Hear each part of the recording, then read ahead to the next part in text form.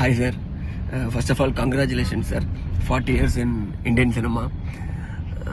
So அதுவும் 40 இயர்ஸாக வந்து டாப்லேயே இருக்கிறதுன்றது வந்து such a big achievement sir. And it's a very inspiring thing.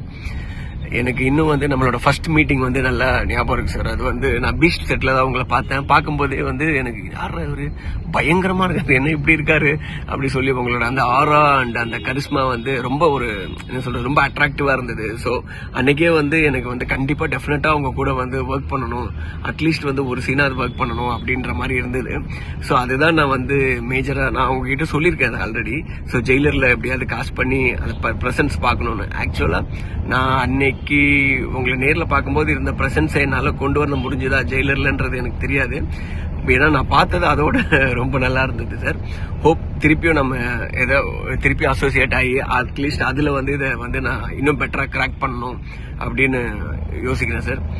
ஒன்று but the beautiful thing about you is like இவ்வளோ பெரிய ஸ்டாரா இருந்தா கூட நீங்க இவ்வளோ ஹம்பிளா இவ்வளோ வந்து சச்ச நைஸ் ஹியூமன் பீயிங். அது வந்து இன்னும் ஈவன் மோர் அட்ராக்டிவா இருந்த விஷயம் உங்ககிட்ட.